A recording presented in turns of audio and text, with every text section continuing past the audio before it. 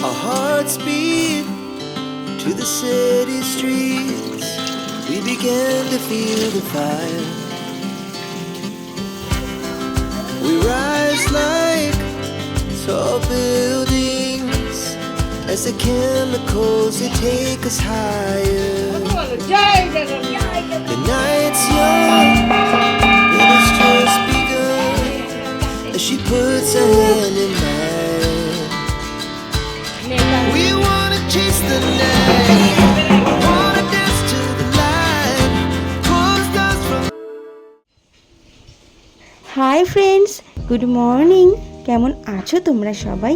আশা করছি সবাই খুব ভালো আছো, সুস্থ আছো, আর আমরাও কিন্তু বেশ ভালো আছি। আর আজকে আমার আরও একটি নতুন ব্লগে তোমাদের সকলকে ওয়েলকাম আর অনেক ভালোবাসা। আর আজকের দিনটা হচ্ছে রবিবার। আর দেখো আজকের আকাশটা দেখেছো কতটা পরিষ্কার। বেশ কয়েকদিন ধরেই জানো তো মেঘলা বৃষ্টি এইভাবেই চলছিল, তবে আজকে সকালে এত সুন্দর রোদ উঠেছিল, বলতে পারো গরমের মধ্যেও না মানে এই সুন্দর রোদটা দেখে বেশ ভালো লাগছিল। তাই জানো তো সকাল সকাল উঠেই ঝমঝম করে কিন্তু কাজগুলো শুরু করে দিয়েছিলাম।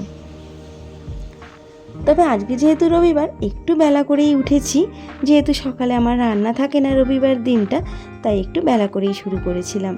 আর দেখো উঠে কিন্তু সকালে বাসি কাজকর্মগুলো কিন্তু আজকে অফ ক্যামেরাতেই সেরে নিয়েছি জানো তো।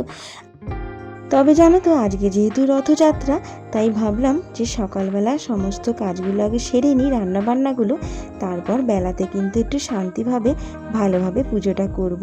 তাই এখনও স্নান টান করিনি, একেবারে রান্নাবান্না সেরেই সেগুলো করব।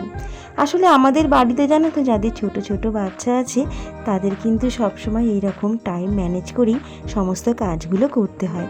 যেমন সংসারের কাজ, তার সাথে বাচ্চার দেখাশোনা, এগুলো তো রয়েছেই। তো আমি যেভাবে সংসারের সমস্ত কাজ টাইমের মধ্যে গুছিয়ে করি, আর তার সাথে বাবানের পড়াশোনার দিকে খেয়াল রাখি, তাকে টেক কেয়ার করা, সমস্তটাই কিন্তু আমার ব্লগের মধ্যে দিয়েই তোমাদের সাথে সবটাই শেয়ার করি। আজকের দিনটা হয়তো রবিবার, তবে রবিবার হোক আর সোমবারই হোক, আমাদের মেয়েদের কিন্তু সংসারের ছুটির দিন বলে কোনো দিনই বরাদ্দ থাকে না। তবে আমাদের যে প্রতিদিনের কাজগুলো থাকে, সেই কাজগুলো আমরা যদি প্রতিদিন একটা নির্দিষ্ট সময় ধরে গুছিয়ে করতে পারি, তারপরে কিন্তু বেশ কিছুটা সময় আমাদের হাতে পাওয়া যায়। আর সেটাই বলতে পারো আমাদের কিছুটা ছুটির সময়। তবে সারাটা দিনের ছুটি কিন্তু আমরা কোনো দিনই পাই না, কিছু না কিছু কাজ কিন্তু আমাদের করতেই হয়। তো দেখো এদিকে কথা বলতে বলতে কিন্তু আমার দুপুরে রান্নাবান্নাও হয়ে গেছে। তো সেদিনের যে চিংড়ি মাছগুলো তোমাদের দাদাভাই এনেছিল, কিছুটা কিন্তু আমি রান্না করেছিলাম, আর কিছুটা রেখে দিয়েছিলাম। সেটা কিন্তু আজকে আলু বেগুন দিয়ে একটু কালো জিরে ফোড়ন দিয়ে পেঁয়াজ দিয়ে রান্না করে নিয়েছিলাম। জানো তো এরকম পাতলা করে আলু বেগুন দিয়ে চিংড়ি মাছ কিন্তু বেশ ভালো হয় খেতে। তাই কদিন ধরে একটু রিচ খাওয়াই হচ্ছিল, তাই ভাবলাম আজকে একটু পাতলা করেই ঝোল মতন করি। আর তার সাথে জানো তো মা একটু কচু শাক করেছিল, সেটা দিয়েছিল। তাই ভাবলাম আমি আর কিছু করব না, তো দুরকম পদ তো রান্না হয়েই গেল। তো রান্নাবান্না কমপ্লিট করে এদিকে বাসনগুলো পড়েছিল, সেইগুলো ভাবলাম মেজে নিই টপ করে।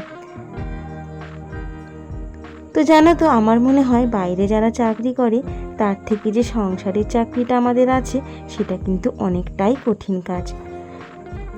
যে কাজটার মধ্যে প্রতিটা মানুষকে ভালো রাখার দায়িত্ব, প্লাস তাদের ভালো লাগা মন্দ লাগার দিকটাও কিন্তু আমাদের খেয়াল রাখতে হয়। আর এইগুলো নিয়েই কিন্তু আমাদের একটা মেয়েদের সংসার।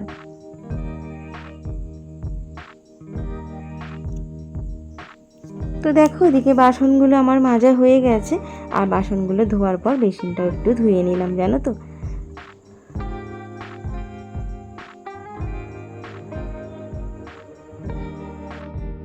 তো দেখো এদিকে কিন্তু আমার মোটামুটি সব কাজ সারা হয়েই গেছে। গ্যাসটা একটু পরিষ্কার করে নেবো, আর রান্নাঘরটা মুছে নিলেই কিন্তু আমার ঘরের কাজ সমস্ত শেষ হয়ে যাবে। আর জানো তো আজকে কিন্তু একটু তাড়াই আছে, কি বলো তো, তাড়াতাড়ি করে সমস্ত কাজ সেরে স্নান করে পুজোটা দেওয়ার পর একটা বড় কাজ আছে আজকে। যেহেতু রথ, আজকে ছেলে রথ বের করবে, তাই রথটাকে কিন্তু ভালোভাবে সাজিয়ে দিতে হবে। রথটাকে বের করেছি, এখনও জানো তো পোছাপুছি কিছু করা হয়নি, সেগুলো করে তারপরে সাজুগুজু মানে রথটাকে একটু সাজিয়ে দিতে হবে।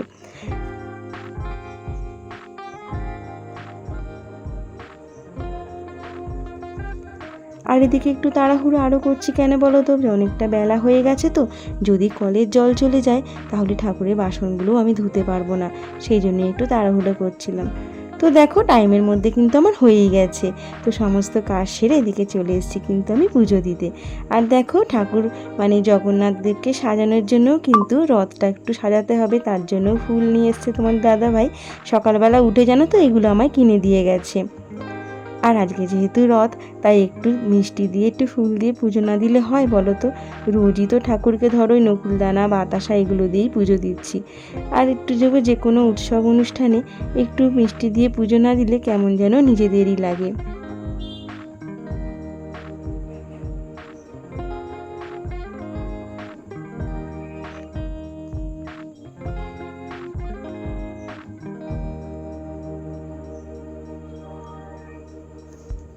তো দেখো এদিকে পুজোটা সেরে চলে এসেছি একেবারে কিন্তু দুপুরবেলার খাবার নিয়ে।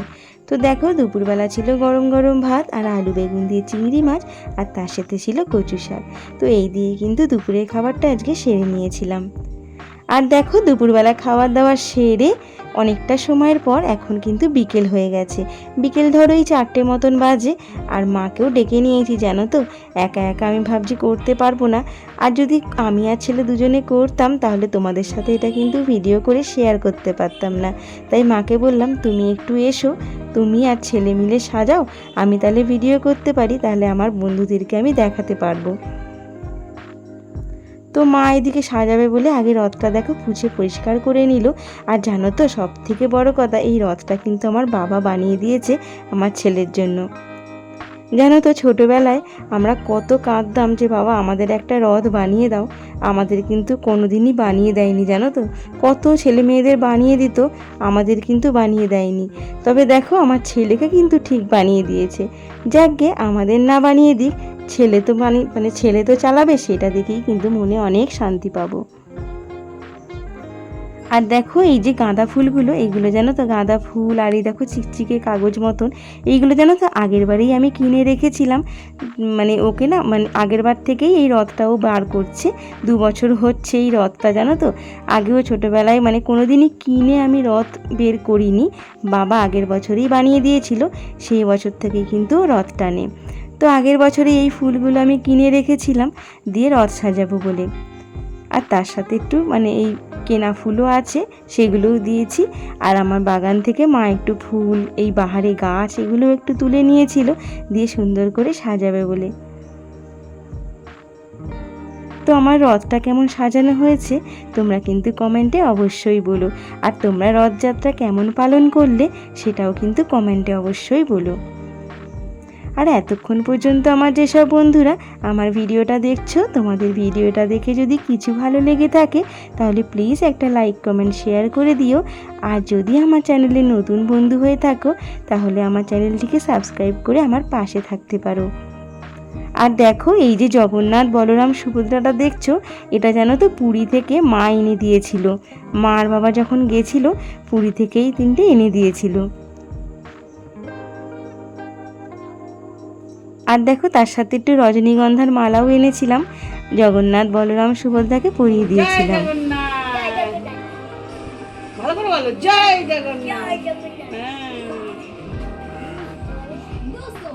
আর জানো তো বাবা না দুপুরবেলা একদম ঘুমোয়নি, রথ নিয়ে কখন বেরোবে সেই জন্য অপেক্ষা করে বসে আছে। আর দেখো এদিকে মা কিন্তু রথটা সাজিয়ে দিয়ে বাড়ি চলে গেছে, কারণ মায়ের না দুপুরে এখনও খাওয়া দাওয়াই হয়নি। এই রথ সাজাবার মানে নাম করে কতক্ষণ কেটে গেল, মায়েদের খাওয়া দাওয়াই হয়নি। তাই মাকে বললাম তুমি বাড়ি চলে যাও, যখন রথটা নিয়ে বেরোবো তখন আবার এসো। তো মাকে বললাম 5:30 নাগাদ রথটা নিয়েই বেরোবো, কারণ তার আগে তো প্রচণ্ড রোদ থাকে, রোদের মধ্যে তো আর বেরোনো যায় না। তো দেখো এদিকে মা চলে যাওয়ার পর আমি ভাবলাম ঘরে যে পাতা ঠাতাগুলো ফুলগুলো পড়ে আছে, নোংরা হয়ে আছে ঘরটা, তো সেগুলো আমি পরিষ্কার করে রথটাকে একটা পাশে করে রেখে দিলাম। আর আমার ছেলে কিন্তু রথের পাশেই বসে আছে, মানে ও বলছে এত সুন্দর রথটা সাজানো হয়েছে, ও নাকি চৌকি ফেরাতে পারছে না। তো দেখো এদিকে সমস্ত কাজ সেরে একটু জল টল ভরাও ছিল, সেইগুলো করে নিয়ে এখন এই ধরো 5:30 মতন বাজে। তো ভাবলাম আগে ঠাকুরটাকে একটু ঘরে পুজো দিয়ে নিই, তারপর কিন্তু বেরোবো। তাই দেখো একটু জল মিষ্টি দিয়ে পুজো দিয়ে নিচ্ছিলাম। আর জানো তো এই কাঁসরটা থাকলেই ছেলে খালি বলবে আমি এই কাঁসরটা বাজাবো, নাকি এত ভালো লাগে বাজাতে। তো ও কাঁসর বাজিয়ে একটু ঠাকুরটাকে পুজো করে নিল।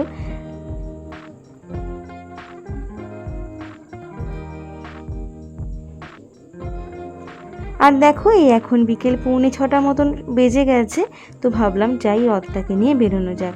আর দেখো মা কিন্তু এখনও আসেনি, মায়ের ঘরের সামনে মানে বাড়ির সামনে দিয়েই যাব। তো আমার মানে মায়ের বাড়ির পাশে এক কাকিমা আছে আর একটা বোন আছে।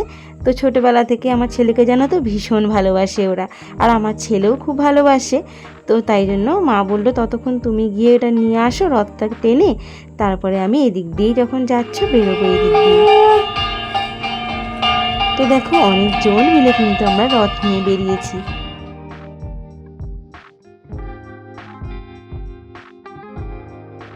তো চলো আজকে কিন্তু রথটা নিয়ে অনেকটাই ঘোরা হলো। আর দেখো যেতে যেতে দেখছি আর একটা ছোট্ট বাচ্চা মেয়েও কিন্তু একটা ছোট্ট রথ নিয়ে যাচ্ছে। তো যাই হোক অনেকটা কিন্তু সন্ধেও হয়ে গেছে, এখন 6:45 মতন বেজেই গেছে। তো এবার ঘরে ফেরার পালা। তো রথটাকে ভাবলাম ভেতরে ঘরেই ঢুকিয়ে রাখি, যেখানে আমার ওই পুজো করি ঠাকুর পুজো করি সিংহাসনটা আছে, ভাবছি সেখানটাই রেখে দেবো রথটাকে। আবার উল্টো রথে নিয়ে বেরোতে হবে। আর দেখো তারপর রথটা রেখে দিয়ে ছেলেকে কিছু খাইয়ে দৌড়াতে দৌড়াতে এসেছি জানো তো মেন রোডে। এই রথটা জানো তো প্রত্যেক বছর প্রচুর মানুষ টানতে টানতে নিয়ে যায়, আর এই মেন রোড দিয়ে প্রত্যেক বছর যায় জানো তো। এইটা দেখার জন্য জানো তো প্রচুর মানুষ এসে দাঁড়িয়ে থাকে ভিড় করে এই রথটা দেখার জন্য। তো আমাদের একটু দেরিও হয়ে গেছে, সামনে জানো তো ঢাক এনেছিল, সেই ঢাক বাজছিল, অনেক কিছুই হচ্ছিল, সেগুলো কিন্তু আমরা দেখতে পাইনি। তবে রথটাকেও দেখতে পেয়েছি আর জগন্নাথ দেবকেও কিন্তু দর্শন করতে পেরেছি।